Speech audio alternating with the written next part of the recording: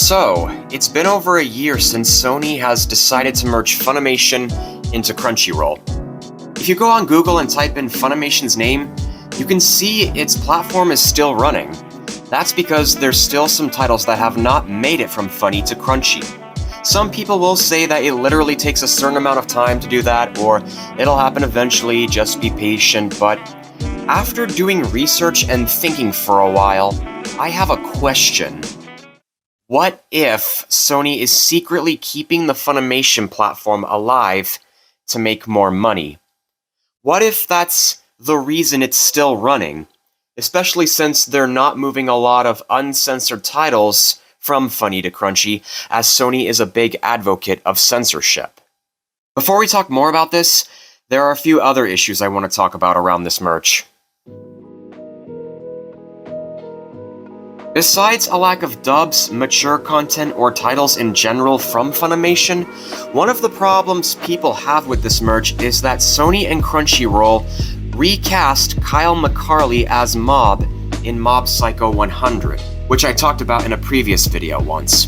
To briefly recap, McCarley agreed to return to the third season under non-union if Crunchyroll would negotiate with SAG-AFTRA to work on union dubs and contracts in the future. Let's also talk about that. What is a union? Well, basically, a union in its entirety, which he goes along links to kind of explain, which you could pause the video if you want to read this for yourself, but for the most part, yes, some of unions are about money, but for the most part, it's also about health benefits, it's about paid sick leave, just for the well-being of an employee. For instance, to give proper respect to employees that join the union. And so because of that, it's overall a good thing. It is. There can be some negatives sometimes, but overall, being a part of a union is relatively good. It protects workers and gives them a little bit more rights and negotiation power against the employer. Basically, SAG-AFTRA is this union that is for voice actors and people that are a part of just dubbing stuff and being voice actors, etc. You can look it up for yourself and dive a little bit headfirst into that if you want to know more about them, but overall, they're a very big union. They help out. How did Crunchyroll respond? They announced that they would be replacing him instead. When he found out about this, he asked the community for help to convince them and created the hashtag #JustAMeeting. Anime fans took to Twitter, bombarded them, and called for boycotts. Even SAG-AFTRA joined in and tried to reach out to them. Unfortunately, to my knowledge, Crunchyroll ignored everyone and got Jason Liebrecht, I don't know if I'm pronouncing that right, to replace McCarley. He did not announce he was the new voice for Mob out of fear of getting backlash on social media. So, what's going on here? Why did Crunchyroll refuse to have a meeting with SAG-AFTRA? What are the reasons Crunchy or Funimation or whomever would not want to go union? Is it just a money thing? A lot of stuff really does kind of trickle down to the base level of money, but not just necessarily the cost of just one production, because there's a lot that goes into it, outside of just like making sure that they've got enough insurance that because when you're union, you have to have insurance in place on top of that to make sure that the production is covered. At least I'm not sure if this is necessarily true for voiceover. I'm assuming it would be, but it would be on camera. Yeah, I don't know that there are a lot of extra hoops to jump through there or not. There might be. I remember There might hearing be about a few productions out, or a few production houses out here in LA that were having a little bit of reticence prior to doing more union projects. And one of those interesting contentions was the paperwork. There's more paperwork to do on union dubs than there are on non-union dubs. They have to fill out a lot more. And that, while that sounds kind of maybe a little silly, it's a bit understandable because keeping track of all that paperwork can be a hassle, and making sure it's all filled out, it takes more time. That means that your production assistants and people who are working within your office in an administrative role may have to allocate their attention to just data entry far more than they would much rather have them maybe looking at scheduling and making sure that things are running smoothly. And this can be a holdup. And you can hire, they production can hire accountants or signatory services that can help with all of that course. stuff, but that is an additional expense for sure. That is all extra overhead. So, and I obviously, again, you're right, this is a bit of speculation. I cannot begin to understand or get into the heads of the people who may or may not, who are not interested in having a conversation about union. And I actively had a conversation where I said, hey, can we have a meeting? And all they said was no. They didn't tell me why. Yeah. So I don't know. There's very little that we can say here with any certainty outside of they definitely have reticence. And I'm certain that they have reasons. And a good assumption is going to be money, but a better thing to keep in mind is that it's going to also be more than that, because there's no way for us to fully comprehend what's going on in that office. Right. Or any office, unless we're there. Well, even if that lady says there has to be more than just keeping the money all to themselves, there's still evidence to prove that this merge is a monopoly. For example, this tuber Enzo is Tired predicts now that Funimation has merged into Crunchyroll, it means that a lot of employees will get laid off. There's no reason to improve anything since no one is rivaling them, which means they can do whatever they want since the consumer doesn't have any options. They very much know that since they took advantage of it immediately with the announcement of the ad-supported model being stopped for this season of anime. They'll become accessible at a later time, but them announcing this the same month after the merger shows they know what they're doing. With the influx of new users from Funimation, they saw they won't be losing much money cutting this feature. But it's still just a massive blow to the consumer to get rid of an option that allows them to experience something even if they don't have the capital to do so. And since they took out all the other streamers around the world, this affects everyone. Piracy is even more relevant than ever, but with how much they're making, they don't really care, which is so ironic since anime is the most pirated form of media. That's been slowly decreasing over the last decade, and now it's gonna spike, but this time for a very valid reason. But what if all this means better pay for the folks behind the scenes that help us understand the anime? Crunchyroll is now worth millions of dollars, so they can easily make their lives better, right? Not really. While Funimation had a lot of controversies, none of them to my knowledge were about how much translators got paid. CR has the worst rates, and now that Funny is being rolled into it, it's unlikely they're gonna shift the pay to theirs. Most likely, another reason why the merger leaned into Crunchyroll's direction. With less companies also means less options for the translators, and with mergers also comes layoffs. Since both had their own set of translators, now that they're one company, they don't need that many. So a lot of people are going to or have already lost their jobs, and the ones that are lucky enough to keep it are now stuck with awful wages. A translator for Funimation telling Anime News Network that they were informed they were no longer getting work 2 days before Christmas. Only 2 months after they increased their rates. Now, after a while, Hirohei and Chibi Reviews proved him right. Crunchyroll lays off approximately 85% of employees globally, which include a few of the States, Australia, France, Switzerland, Germany, the UK, Japan, and Moldova. So we got manga alerts and restocks. Ooh, I thought I said ooh for a second. It's being reported, that Crunchyroll's laid off approximately 85 employees globally. The report states this decision was not done to save costs, but to resolve redundant roles between Crunchyroll and Funimation. Yeah, hey guys, we laid off 85 people. Don't worry, it's not about saving money. Money's good. We're making a ton of money. Business is great, but we had to lay off 85 people. It's just redundancies, that's all. From LinkedIn, provided this information is accurate and also not yet reflecting the changes, Crunchyroll had around 1,450 employees, so this layoff is about 5% of the workforce. Kind of surprised it's taken this long. 6 companies with significant overlap, this was bound to happen. So, we do have an article from Kotaku, and I'll get to that. But first, let me continue off the point I just left off on, which was why it's taken this long. Because to be quite frank, getting rid of redundancies in business is a completely normal and usually a good call. However, it's just funny when Crunchyroll, a company that is notorious for corruption, makes a statement like, oh, it's not about saving costs, guys. It's just about redundancies. Because fact is, as that other user pointed out, The acquisition happened a while ago, and there were other acquisitions involved with this as well that all happened like years ago. So they had a long time to get rid of these redundancies. Now, even if they were waiting for contracts to expire, I don't think it would have taken this long, like at least not for normal positions, which probably most of the layoffs are. Again, we'll get to the actual article. Maybe I'm speculating too much right here.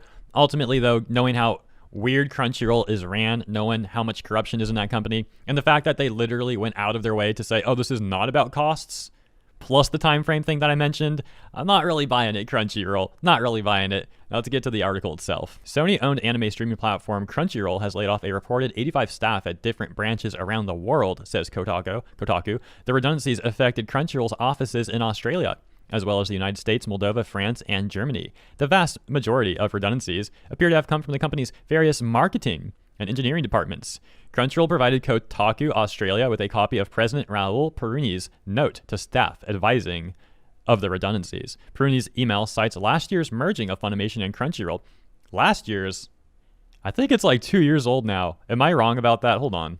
Yeah, for example, I've got a Newsweek article here from 2021 talking about the completed merger between Crunchyroll and Funimation. So I don't believe I'm giving bad information when I'm saying that this is closer to 2 years as opposed to like the 1 year claim. Now, the Newsweek article here does end with this little notation, this update of sorts.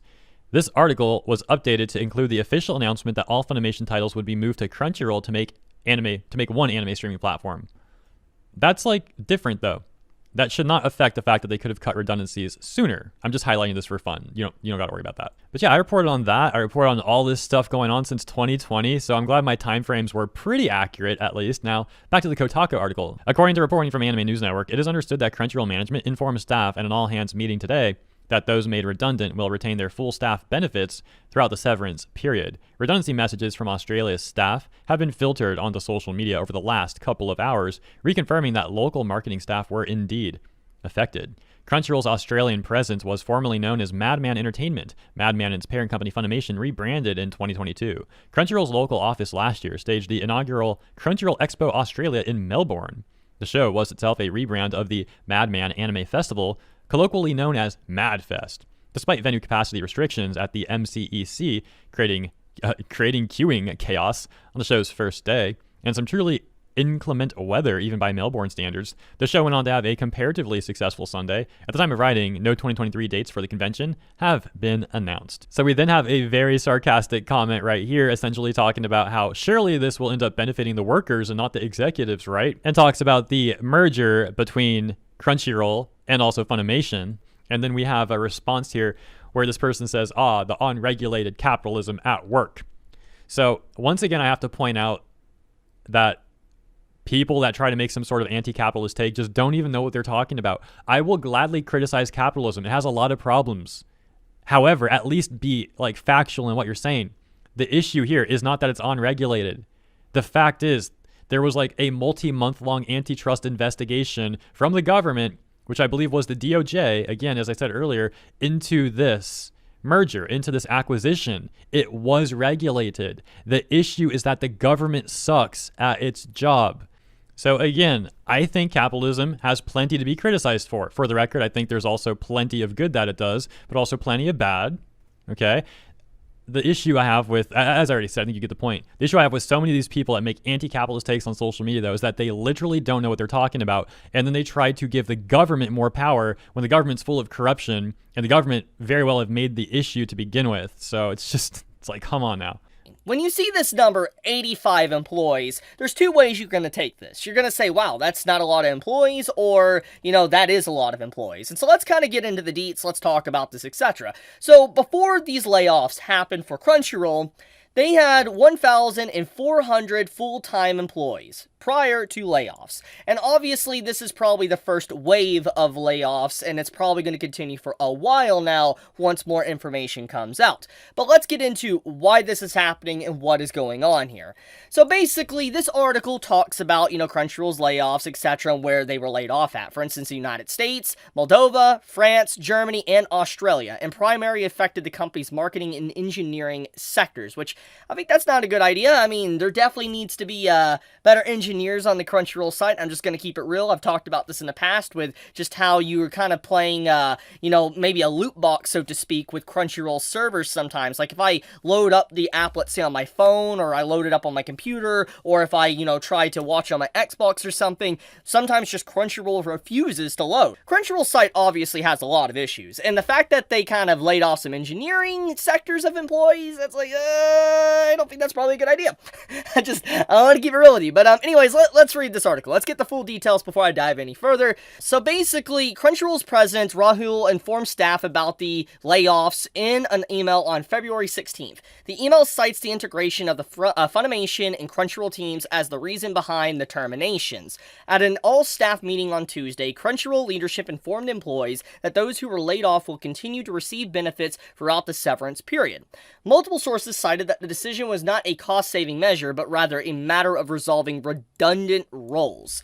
So, redundant roles. What would that necessarily mean? Well, we gotta think about this, okay? Engineering sector, marketing sector, since that is the main part, or the primary parts of, the company that had layoffs, we could assume that thanks to Funimation and Crunchyroll merging, they both had streaming services, obviously, that most likely the employees that worked at Funimation or some that worked at Crunchyroll and all that, for these different sectors, maybe for the streaming service, got laid off, so to speak. It just didn't make sense. For instance, like with the engineering sector at the very least, the marketing sector as well, probably because there was some overlaps with the employees. Like, you gotta think about this. When let's say you're an engineer at Crunchyroll, there's also gonna be an engineer at Funimation. And obviously, if you bring the engineer from Funimation over into Crunchyroll's engineering staff, they're doing the exact same job. So obviously, that's just redundant amount of paying someone because you already have too many hands, so to speak, on deck.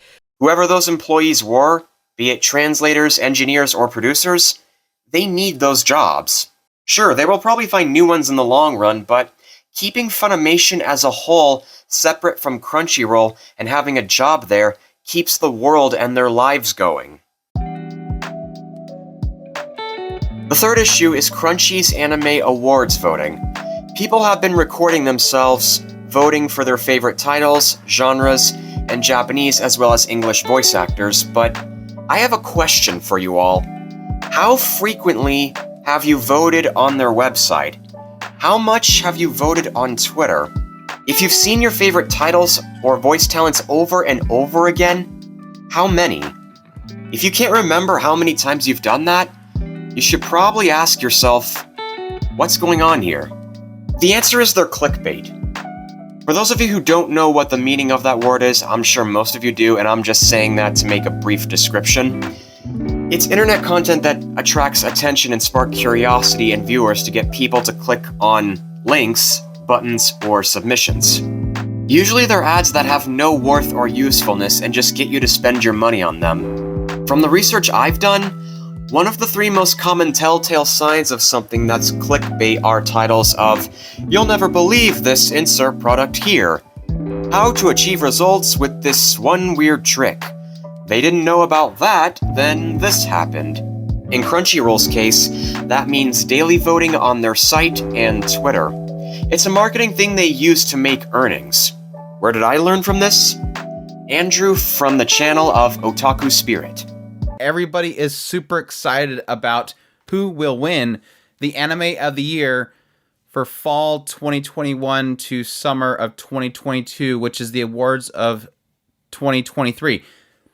Makes perfect sense if you're Crunchyroll. But let's be perfectly honest. Beating up on Crunchyroll Anime Awards is way too easy. I can spend all day complaining about what things I feel are wrong with the system itself and the nominations and all that kind of stuff. But honestly, I think most people don't really care. In the end, the Anime Awards have always been a popularity contest. The big anime that have millions and millions and millions of users will win over the show that 20 people watched. Like me. But honestly, one thing has been kind of weighing on my heart, and I really do want to bring it to the public's attention. The one thing that I think overall is the biggest stain that I hope one day Crunchyroll will resolve, which, honestly, as I get into this, you're probably going to figure out that, no, it's never going to fix, and it's never going to go away. I've talked about this a couple times on my live streams, and I kind of wanted to make a video where I kind of hone in on this particular subject and really properly explain it. the Crunchyroll Anime Awards voting process and how much it completely negates a legitimate voting process, all in favor of creating a self-importance of Crunchyroll and the marketing of their brand. Honestly, when the Crunchyroll Anime Awards first began, I felt it was a great thing, a way to celebrate anime, and so I supported it, even becoming a judge for pretty much every single year except for this year, which finally allows me to speak up. Those non-disparaging contracts. But no, the Anime Awards was a great thing. It was very community-based. It was everybody coming together and celebrating and having fun, and Crunchyroll did a great job of it early on. It was giving the fandom a voice, while at the same time making the anime industry a legitimate thing in the West. It was the Grammys of anime, even though that's kind of a joke anymore. However, over time, I realized one key important thing. Crunchyroll doesn't care about the voting process. It doesn't care about your voice being heard. And yes, your vote doesn't matter at all. Crunchyroll matters. Now you might be asking, why do I say that? If you look at the voting process, you'll see exactly why. Daily voting and the recent inclusion of Twitter voting. With the daily voting aspect, it's a marketing ploy. It's to get users invested in a win. It's basically, and yes, stick with me here, this is a legitimate thing. It's marketing brainwashing. In one of my previous jobs, I used to work alongside marketing people pretty much on a daily basis. And in that time, I learned about how marketing people think. One side of marketing is to get your name out there and people to see it. But that doesn't sell things, because typically when people see that, they don't need it. The idea is to get it stuck in your head so much that when you finally need it, you'll think of it. Think of one of those commercials that you see on TV and YouTube over and over and over again. It keeps playing every time you watch a television show, every commercial break, or every time you launch a video on YouTube. The jingles they have in there that make you go so nuts you want to throw your remote or throw your phone. But again, one day you finally need something that is included in that commercial, and suddenly that jingle pops in your mind. Again, it's technically legal brainwashing, and that's exactly what the marketing people want. That's what they're doing with the daily voting. Every day you go there, you vote. And the next day you go, crap, I gotta go again. And they go and they vote. People even set reminders, alarms, so they remember, oh yeah, it's time to go vote again. They go in there and vote because they want their show to win. It's not enough that your vote counts as 15 votes. They want you to come back daily so that it gets stuck in your mind. And thus you get invested. And then once you get invested, you want to tell other people so that you make sure that your time invested isn't for naught. You get your friends involved and everybody jumps there and they start voting as well, and they get involved and they do the repetition as well. It's all to create this brand recognition. Crunchyroll's website. I gotta go to Crunchyroll's website. Crunchyroll, they're the Anime Awards. And at that point, you become an advertiser for Crunchyroll. You're advertising, you're telling your friends to come. What happened with Yuri on Ice? Now, granted, I liked Yuri on Ice. It was a fine show. But what happened during the Anime Wars when Yuri on Ice was involved? You had people going to non-anime groups telling people to come vote for Yuri on Ice because it was culturally important. People had an investment for the subject matter of Yuri on Ice and they wanted it to win. So people were going to non-anime fans and saying, I know you don't watch anime, but go over here and vote for this. And guess what? Now they know what Crunchyroll is. Now they know what anime is. Putting the controversy of that aside, it's not that important. It wasn't that big of a deal, I think, in the end. It was creating brand recognition. But things got worse when they introduced Twitter voting. If this isn't a marketing ploy, I don't know what is. The idea is that you can now go on Twitter and vote daily as well. By tweeting hashtag Anime Awards and the show that you want to vote for, you then make more votes toward your show. And what does that do? It doesn't take a rocket scientist to know what this is doing. It's getting Anime Awards trending on Twitter daily. It's a give and take that Crunchyroll wins in the end. You get to vote twice daily, and Crunchyroll gets free advertising. Anime Awards beyond the first announcement and the first point that the voting process starts isn't important enough to be trending on Twitter daily. But it will now, because they're creating this hype that's fabricated. And the fans that want their show to win is allowing it to happen. Again, Crunchyroll doesn't care about the votes. Crunchyroll doesn't care about registering what you're voting for. They don't care about your voice. The end game is to market their brand, because their focus is to see that trending, and thus everybody goes, what's Anime Awards? Oh, Crunchyroll? What's Crunchyroll? Oh, interesting. I guess I'll sub. In the end, Crunchyroll wins. And your vote doesn't matter. And Crunchyroll probably knows that. The big shows that have more viewers is going to win in the end. no matter what, unless the weight towards the judge just pushes it another direction. In the end, your vote doesn't matter. It never has. What matters in the end is that Crunchyroll gets eyeballs. And it should be evident in the idea that everything I just explained, what's the end game? It's not to get your vote. It's to get you to advertise for them. It's sales. It's subscriptions. And in the end, patting their own backs. Yeah. We got 17 million votes last year. Is that 17 million votes by legitimate anime viewers? Is it people telling their friends to enter their email over here so that they can vote for the thing they want to win? Is it people creating multiple email accounts just to vote on a daily basis with 5 different accounts? Does Sony care that you're doing that? No. Because in the end, who cares? And like I said, it's a sad thing because now I don't even care. I don't think anybody should care. During my recent live stream where we were going over the nominations for this year's Crunchyroll Anime Awards, I quickly realized as we went through r/anime and anime trending, the results on those sites were so much more exciting. It wasn't just the popular stuff. It was what the fans actually like. Because they were based on metrics. They're based on the fandom itself. Well, yes, they're not flawless, but at least the results seem like they were shows that most people that I've seen were excited about. Not just a few shows that a writer for Vice seen on their Twitter feed at some point. Vice, a company that was banned from Japan. And that's not to say all the judges are bad. I've said this before. There's a lot of people in the judges list that I respect. But there's always been a problem with Crunchyroll's system. And I don't think it's ever going to fix. And the reason why I say it's never going to fix is because this system they've created was created by their marketing system. And marketing's all about making money. So any idea of fixing something that makes them more money is completely off the table. But just something for you all to think about next time you go to vote for the Crunchyroll Anime Awards. So now, Funimation voice actress Jeremy Lee has posted her so-called nomination from Crunchyroll on Instagram and probably her other social medias. Given all the possibilities that Andrew from Otaku Spirit mentioned about how they got 17 million votes and Sony doesn't care about any of those things, I think it's safe to guess that they also don't care if Lee and other actors feel honored to be nominated. That's because they aren't real nominations. Sony and Crunchyroll are using all these names to market themselves. And since Lee doesn't know that, now she's sharing this clickbait nomination as a star on Kotaro Lives Alone, and that means marketing Crunchyroll's brand. Believe me, it was hard to write this down. Not to mention, it breaks my heart to talk about a voice actor like this. I mean, not that I'm talking about Jeremy in a bad way. I know that she's a talented actress. Lucy Heartfilia is my favorite role of hers, and I'm sure there are other unforgettable roles she has, like Asuna from Sword Art Online, Minako Aino from Sailor Moon, or Makoto Nijima from Persona 5. Heck, I even nominated her as Mary Jane Watson in Spider-Man's universe one time. I made a couple videos of Funimation voice actors having a Marvel role. I've even seen lots of videos of what she's like in real life. Nice work. How evil are you?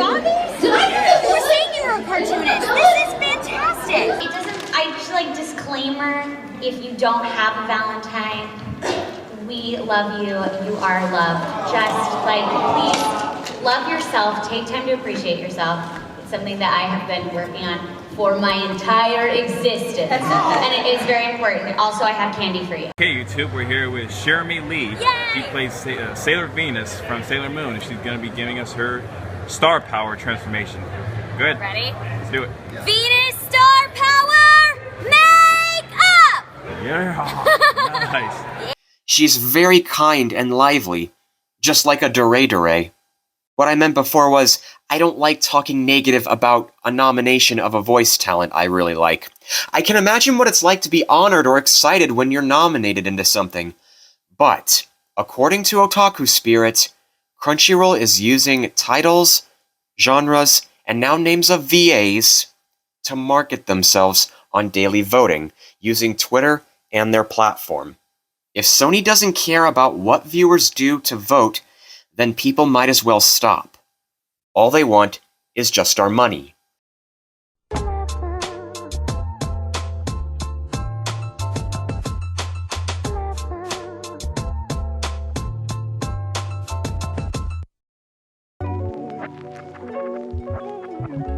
The Crunchyroll Expo of August 2023 has been cancelled.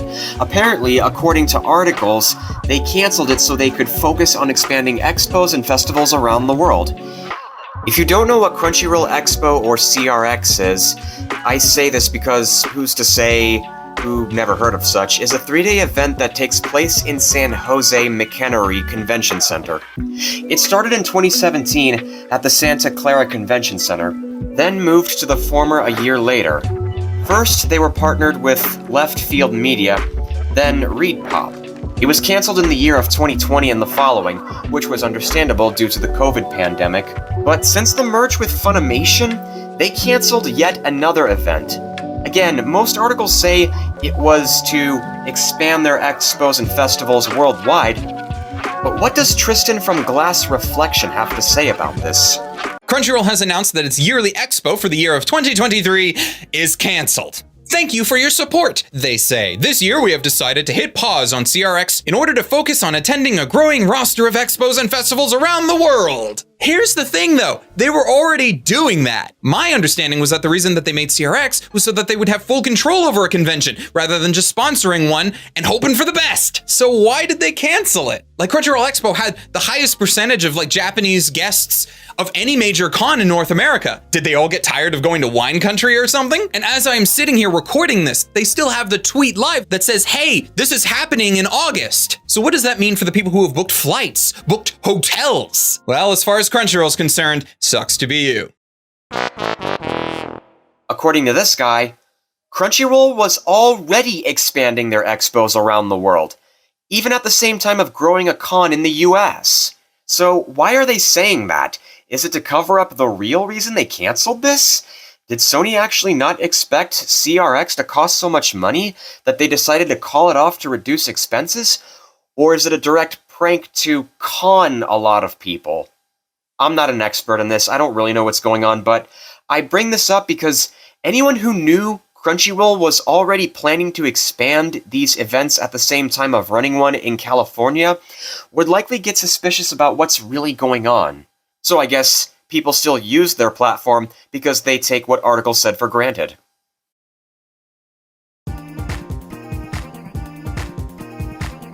So those tubers, Glass Reflection, Otaku Spirit, and Hero Hey, I always come back to these guys for any updates around this merge between Funimation and Crunchyroll because I can't trust any article that says, if you haven't created a Funimation account, it's probably not worth it as it'll eventually will shut down. But I don't buy that because there's nothing new to that. Every writer keeps repeating the same thing, instead of giving their own thoughts on what issues they have. Often they'll just copy the same words from an older article and paste them on a newer, more recent article, and that's not much of a help. They need to stop doing that and give their own opinions on this subject. Has it been beneficial since it was announced? What titles from Funimation have made it to Crunchyroll, or are they clearly taking advantage of their customers, VAs, other employees, and the properties they control? As far as I know, the latter of the third has to be the most accurate. They're only focused on that and making as much money as possible to keep their monopoly alive.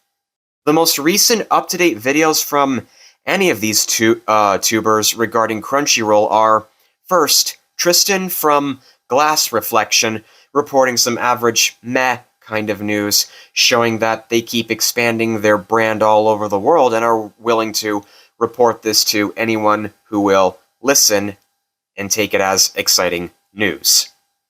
The other is Andrew from Otaku Spirit reporting that Crunchyroll Games is scamming a lot of people into spending money to play Princess Connect, Redive, My Hero Academia The Strongest Hero, and more, only to delete them shortly after and, in the end, making bank. If you listen to what they say, one becomes a meh kind of deal, what else is new? And the other becomes frustrating. Crunchyroll is in the news again, though not necessarily for bad news, but also I wouldn't say something specifically good either. Just a bunch of meh news with a couple of little tidbits that I can't help but share. First is an article on scmp.com titled, how streamer Crunchyroll turned Japanese anime mainstream, and the future. More fans in India, more anime from China. Mostly, this is a fluff piece that covers the actual launch of some of the things that we've already covered here on the show a while back. Crunchyroll is bringing streaming into India, and in general, they're branching out worldwide, alongside, the recent apparent success of the Anime Awards presentation from last week, which I no doubt will assume is the reason why this piece exists in the first place. Now, I call it a fluff piece because it holds nothing but praise for the company and does everything it can to showcase things in a positive light. Now, I'm not against that in principle, especially if it's deserving, but when it is written in such a way as to imply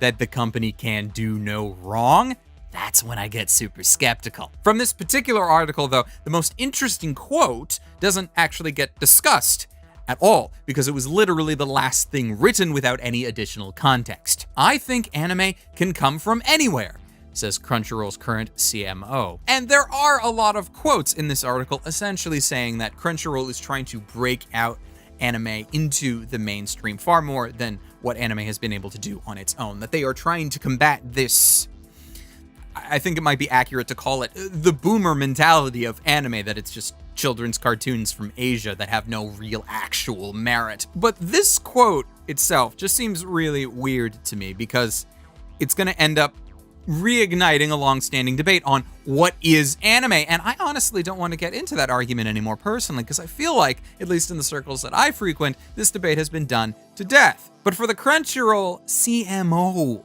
to say it, well, either they are a corporate entity that doesn't know much about these types of debates. In fact, they don't know much about the community in which they are now a rather significant member, or they absolutely know what they're doing, and they are just seeking to challenge conceptions. I am inclined to believe the former, as I have been led to believe through my own experiences, that there are few people in the upper echelons of the company that give much thought or care about the anime community in general, and many large moves that Crunchyroll has made over the last number of years seems to be very corporate focused and less user and community focused. Their actual streaming product itself has desperately needed a proper user experience refresh, but they just don't seem all that incentivized to do anything about it. Another Crunchyroll article, this time from The Hollywood Reporter, almost seems to be like, I got the feeling that it was like a backdoor call for investors, talking at length about the size of the anime watching audience and also how much money the industry makes. Crunchyroll says its internal research shows that about 300 million people around the world watched Japanese anime in some form or another in 2022, which is double 2020's total viewership. Also spends time comparing the domestic and international revenue for anime coming out of Japan, and also, Crunchyroll boasting its somewhat stranglehold over popular anime titles that come out every season. We talked earlier this week about HIDIVE's agreement with MBS, but as noteworthy as that is, you really can't deny just how much of a reach and influence Crunchyroll has right now. Largely, both of these articles do not seem to be written for an audience of me, or people who think like me. Most of it seems to be trying to convince some other unknown entity that, no, actually anime is a really big deal right now and you should be paying attention, but more specifically, anime is a really big part of pop culture right now, and since we, Crunchyroll, have undisputably the largest market share, we, by extension, are also super important. Please praise us. Crunchyroll has been continuing their expansion worldwide, as they are very happy to explain to anyone who will listen. But at the end of the day, I can only keep coming back to what I feel like is Crunchyroll's massive flaw. And that is that they care more about the properties that they control rather than the streaming service that they run. Many parts of their website and apps are either clunky or outright broken. I have been playing Princess Connect Redive for almost a year now. I really enjoyed it. I mainly jumped into it after watching the second season, and I'm like, there's a game for it. I love these characters. They're really, really cute. Why not? But that was the biggest mistake I've ever made. Because yes, the other day, they announced that they are shutting down services for the global version of it. And this is extremely saddening to me. Mainly for two different reasons. One, fool me once, shame on you. Twice, shame on me. Yes, I played Magia Record. Well, it wasn't a Crunchyroll games, it was an Aniplex game, and yes, Crunchyroll and Aniplex is technically the same company now. And yes, I technically dabbled in Danmachi Memoria Freeze. And that was shut down. Plain and simple, Aniplex/Crunchyroll Games does not know how to manage their games. And seemingly, if there's any sign that they're not making enough money, they immediately shut it down rather than look at methods of making it more profitable. And even though the fandom around Princess Connect Redive is massive, Crunchyroll's cut ties and shut it down. And this frustrates me a lot because I don't believe these companies understand how much people invest in these games and how much of a connection they have to them. Yes, keeping servers up, and yes, maintaining these things costs money, but let's be honest, you're not paying much to your translators anyway, so I doubt you're spending much money there. But honestly, with the shutdown of Princess Connect Redive, I think there's a silver lining here. I think people are finally fed up. I think people are finally understanding that Crunchyroll games cannot be trusted. And many people are now saying they look like a scam. And honestly, I kind of see that. If you look at the Crunchyroll games website, and this is a really funny thing, let me correct. If you looked at the Crunchyroll games website, you would see that they have 4 games active right now. Street Fighter Duel, Eminence in Shadow, Bloodline, and My Hero Academia, The Strongest Hero. Again, if you're playing any 4 of these games, delete it now. It's not gonna last. Again, if you looked at the site the other day, you would see they're proudly listing 7 games that they have vaulted. Let's be perfectly clear. Vaulted means they have shut them down. This isn't they're putting them in the Disney vault to come back in a year and you get to play it again. It's literally they have shut it down and they just hold the license to it. Mitrosphere, Grand Summoners, Danmachi, Memoria Freeze. Yes, that's still active. Another company picked it up, but they did vault it. Attack on Titan Tactics, Overlord Masked for the Dead, Naruto x Boruto Ninja Tribes, and yes, here the other day, Princess Connect Redive. That is a horrible track record. And it was honestly comical that they kept this website the way it was, because they're literally saying 7 games down, 4 to go. And like I said, the silver lining of this is it looks like Crunchyroll is realizing how bad they're looking right now. Because if you go to the Crunchyroll games site right now, all those vaulted games are no longer listed. They realized after people are making articles, people are tweeting it, people are showing everybody, stop playing their games. Look at this list they have on their website. And suddenly Crunchyroll said, oh yeah, that does kind of look bad. Take that down. We don't want people seeing that. Crunchyroll wants you to keep playing their games, put your money in it, so that 2 weeks later, they can shut it down. Like I said earlier, people are now seeing that Crunchyroll Games is a scam now. And I don't think it's purposely that they're doing it as a scam. It's just more that Crunchyroll is probably paying as little as possible to bring a game over. They get hype built around it. People jump in the game. They start rolling the gacha. And they see this big spike in how much money people are putting into it. They're getting those whales to come in to get those initial games set up. You get all those first characters right off the bat, because that's how it starts. These gacha games, they start off with a pool of characters. They already have a set amount of characters already starting out, like 10 characters. And the whales will just whale like crazy to get them all. And then you have this period of time where every month or so, a new character comes out. And then you see this spike in how many people are rolling. And this is mainly the whales. And then it settles down again. And then you have this lull period where they're not making money. And then another banner comes out and people roll. As it gets further and further away from that initial banking that they make, it becomes less and less desirable for Crunchyroll Games to keep it on. And so after it's made its money, they shut it down. They're banking on you getting hyped for a game, jumping in, giving them money, and then a few months later, not even a year later, typically a year, maybe 2, they shut it down. They did it for Magia Record, they did it for Mitrosphere, they did it for Danmachi, they did it for Princess Connect, they did it for all 7 of these games, plus Magia Record. And yes, games like Fate Grand Order is the oddity. There is a reason why Fate Grand Order works for them, whereas all these games don't. Fate Grand Order is a property that they can make money on it outside of the game. Aniplex is making a ton of money selling merch, selling everything, and yes, plus the game itself is popular. But they can't do that for Princess Connect. That's Cygames. All they can do is have you play the game. So they can't make revenue outside of the game like they can with Fate Grand Order. Danmachi, Crunchyroll does not own the property of Danmachi.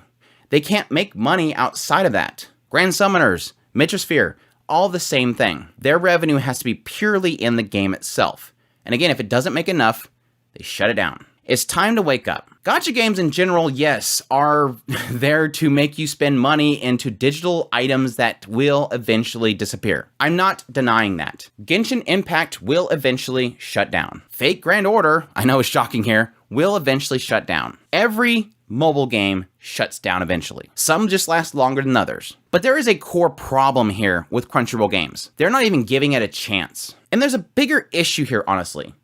And this is where I personally get extremely angry. These companies don't realize that people invest their time and they get invested in the product itself.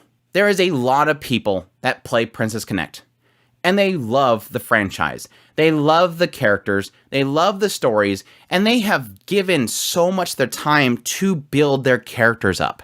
And there's a good chance that Princess Connect was just making just enough to make it profitable.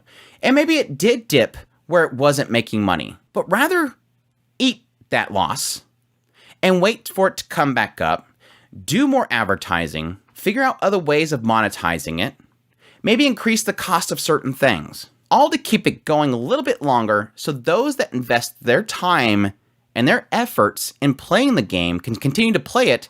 Instead of that, cut it loose. All your time and effort and telling other people to play it, and you all coming together to play it, doesn't matter to them. It wasn't making enough. And yes, that's business. But keep in mind, if you want to keep the goodwill of your customers, eat it. Eat the loss. Because if you don't eat the loss, and you shut down another game, you look bad. You have 7 games that say you look bad. And guess what? Anybody playing those remaining 4 games are looking at this now and going, do I really want to put money into Eminence and Shadow? Like I said before, if you're playing Street Fighter Duel, Eminence and Shadow, Bloodline, and My Hero Academia, delete the app and see if you can get a refund. And I want to make it perfectly clear, I don't feel bad at all for saying this. If you played Princess Connect Redive and you spent money into it, call Apple. There's a refund page on Google Play. Contact your credit card provider. Get a refund. I've had experience with Apple. And just simply telling them they're cutting service, they will immediately refund you. I think they go back 3 months, but I could be wrong. They could have changed things. There is no reason why you should not get a refund, especially when they've been taking transactions up into the day that they said they're cutting off service. That is not rendered service for your money. But I hope this blows up more. It seems like people are extremely upset. People are done with this. And I think it took something that has been around for a long time that has a very passionate fandom behind it for it to finally blow up in their face. And I love that. Because outside of Princess Connect, I'm sure there was plenty of people that played Mass of the Dead that were upset too.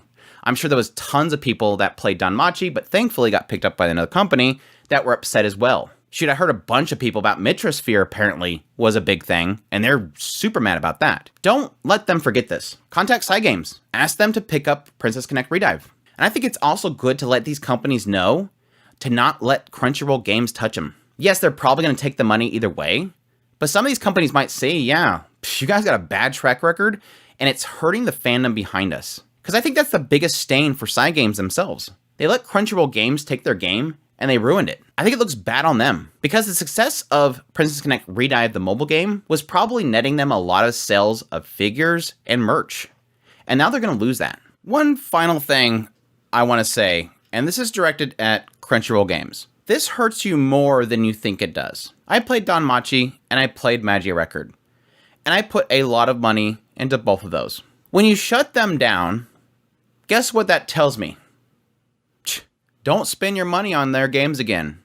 So when I played Princess Connect Redive, I made sure that I didn't put a single dime into it. And yes, that's probably why it failed. Not enough people were putting money into it. And you only have yourself to blame.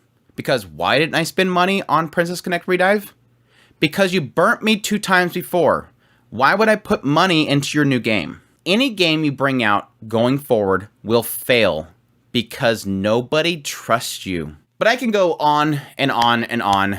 Again, I'm super mad about this. It's really upsetting. Pretty much, Princess Connect Redive kind of turned into a game that I was playing on a daily basis every single day. It just was a really fun game to just jump in there, do some daily stuff. The events were actually fun. The characters were great. The art style is fantastic. It had a good progression system. I hated the arena. The arena was just absolutely a mess. Which again, I guess is a problem with Crunchyroll games too, is we had tons of bots in there. They were all way over level cap, and they did nothing about it.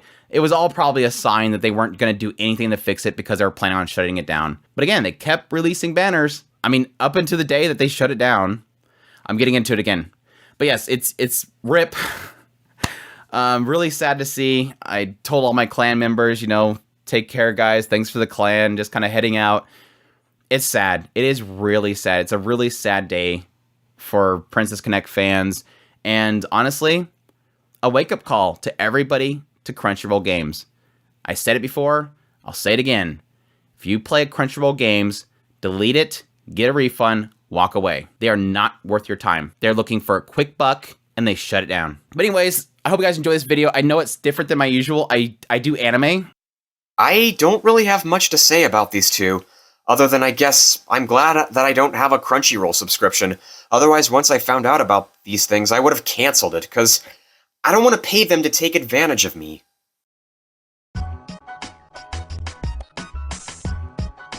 So now, after a long recap of these issues around this merge so far, we can finally talk about what the title of this video reads.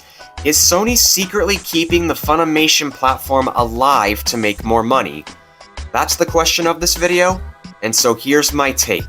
Though I'm not an expert on how business works, I think that's a possibility. Because Sony/Crunchyroll have not moved a lot of Funny's uncut copies of mature titles on to Crunchyroll. Only the censored versions. As much as I personally would choose not to watch any mature anime, I respect those who do and say that they need to come to Crunchyroll's platform, because that's how they always were since their creation. It also shows that you care about your community. If I understand correctly, on Funimation, I think the censored version is made for audience who aren't old enough to watch the uncut version, and the latter is there for those who are old enough for it. Anyway, the reason why only the censored version of Funny's titles have made it to Crunchy is because Sony is a big advocate of censorship. At some point, Sony decided they wanted to merge Funimation into Crunchyroll, make it one company. Well, in order to do this, all of the streaming content that's on Funimation's platform has to move to Crunchyroll. And the unfortunate thing that we were seeing that I covered in my last video is a lot of that content, even though they had options for both uncut and cut, meaning censored or uncensored, the censored version were coming over, but not the uncensored version. So it was creating a lot of controversy. It was a lot of fears. This is not just naughty stuff. We're talking violence as well. Violence was getting censored. So you had things like Akudama Drive. They were getting the censored version, so the violence was censored. And yes, technically all the nudity and stuff from things like Seven Mortal Sins and stuff was censored as well. There was no happy ending to that video. I was very upset at the idea, and I didn't know why. There was no answers. Obviously, Crunchyroll's not answering why they're only moving the censored stuff, and it was creating a lot of controversy. Well, it's freaking August 14th at this point, and no such animal has materialized. Funimation is still in existence. Their Funimation streaming service is still up and running. You can still subscribe to it, and Crunchyroll is still existing, and there are still titles on the Funimation service that you cannot get on Crunchyroll. At this point, I am literally looking at possibly restarting my Funimation subscription, because there are just certain titles that I cannot get on my current Crunchyroll subscription. And being that it has been this many months now, I mean, how many months has it been? So it's been April, May, June, July, August.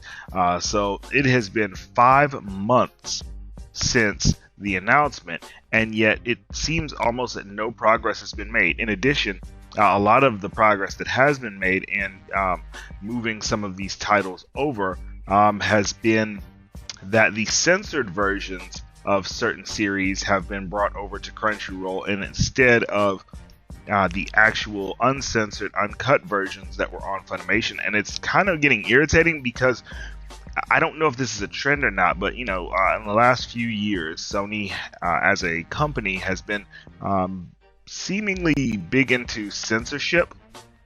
In particular, I'm referring to what they've been doing on the PlayStation side, of things, especially when it comes to Japanese games, which is really concerning and almost, I hate to use it, but it's a little racist. And what I'm talking about is, if you're talking about a game like Devil May Cry, for instance, or any Japanese game that you could think of, well, the Nintendo versions of these games on the Switch, of all places, were being put out uncensored, whereas the PlayStation versions were being censored. Meanwhile, a game like The Last of Us 2 has a scene, rather gratuitous sex scene, with everybody's favorite murder Hulk. Oh God, what's that dumb broad's name? Abby. And it's uncensored, it's uncut, and it happens right in front of the player, and no censorship of any kind has taken place. So we see with a Western developed game, especially one that was first party, all good. But with a game that comes out from Japan, which is weird since Sony's a Japanese company, censorship. And now we're seeing it in their anime division when it comes to Funimation and Crunchyroll, where now they're deciding that they want to censor certain material, or at least that's how it seems from the surface. Now, I don't know if, as the merger goes through, we're going to see more of the uncensored content coming over, but as of right now, it doesn't seem like the focus is on the content that the customers, the paying customers, such as myself, want to see. And what's really weird about it is there's not been an end date put in. Like, the customers that are paying for these services have no idea what's going on. We just get little tidbits of information, we go along with it, and like I say, now we are 5 months in and very little has changed, and it's just super annoying. Even if you try to contact them and ask them when they will be moving any title you want to be moved on Crunchyroll, they usually don't respond. I was building up this whole thing about how things are getting worse. At some point, I seen a light at the end of the tunnel. So what happened? At some point, I got an email. It was a press release, and Crunchyroll was telling everybody in this email, hey, look at the new lineup of releases that are coming over from Funimation. Be excited. And I looked at that list, and I'm like, okay, there's a couple things in there that I'm going to look at to see if it's the real version or if it's the censored version. And I thought, hey, why not? Why not reply to it?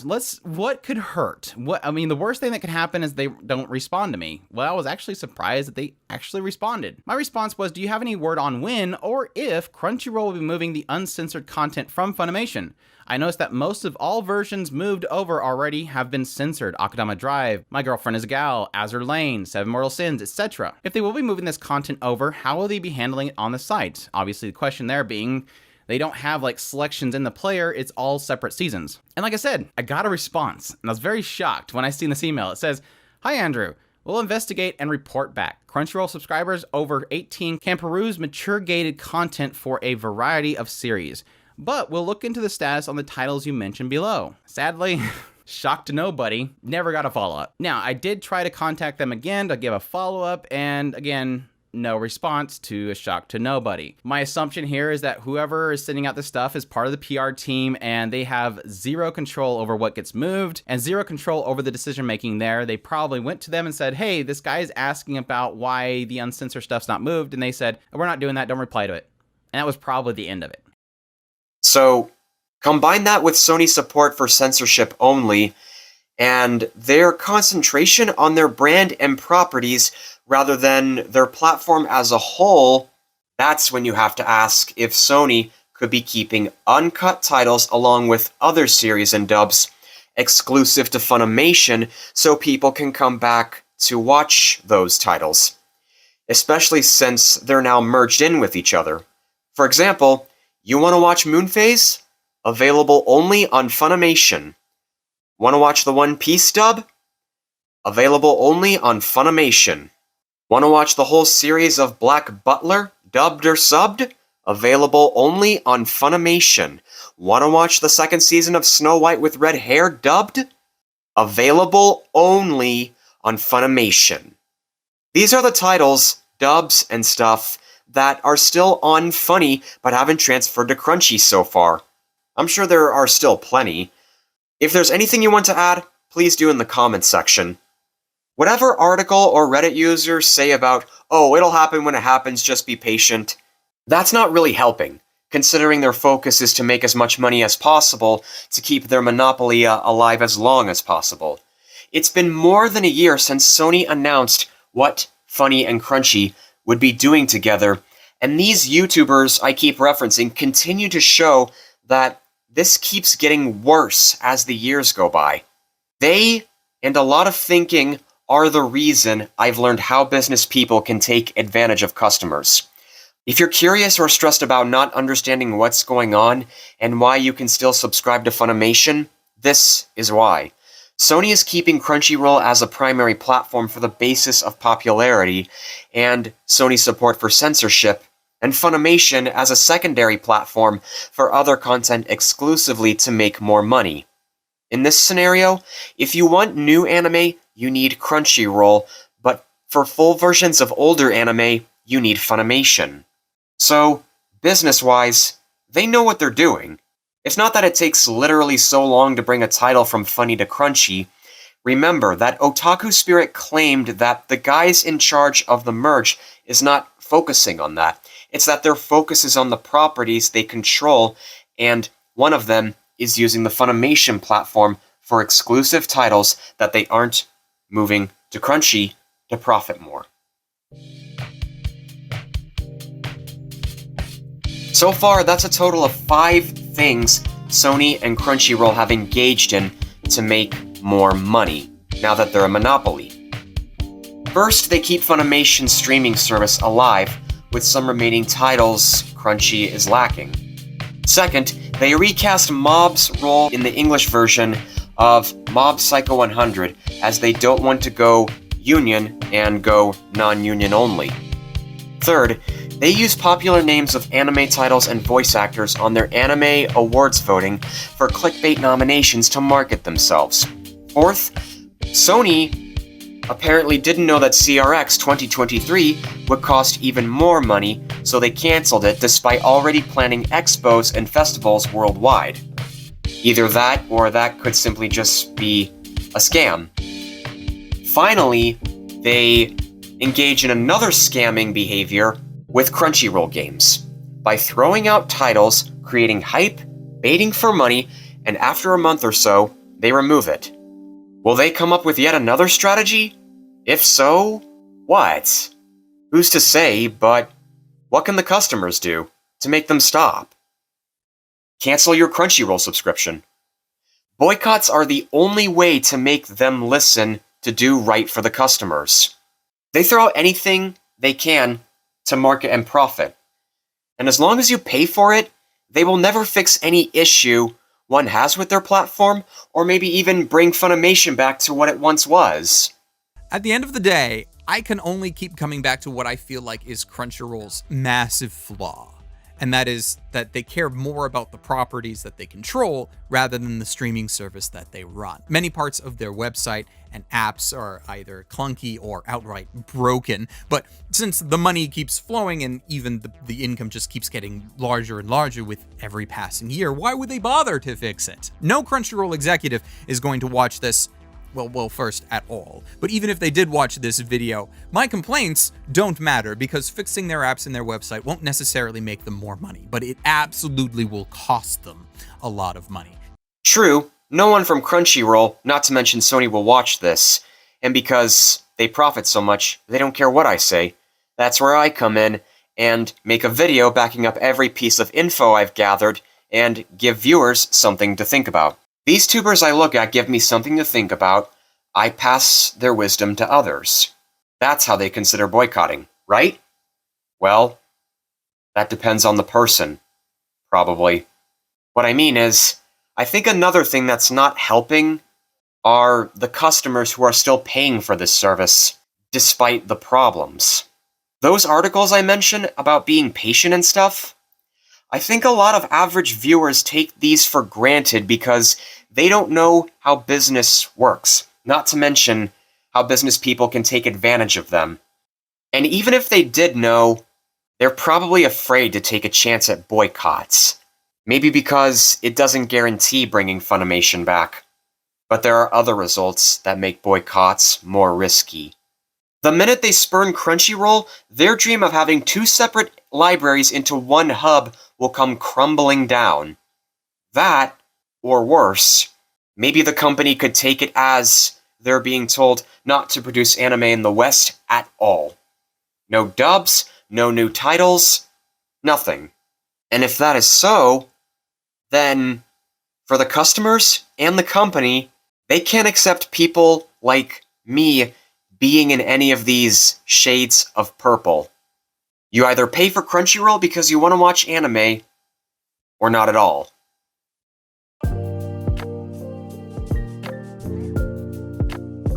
Aside from all these marketing baits Crunchyroll's engaged in, another thing this merge cost was a healthy competition in the anime industry.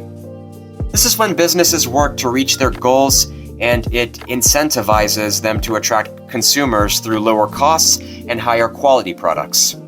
In the case with Funimation and Crunchyroll, that means the former produces a lot of dubs and makes them available on cable networks, DVD and Blu-ray releases, and their streaming platform, while the latter had a broader library, mostly with just subs. If there was an unlimited form of competition, people would pay for too many streaming subscriptions.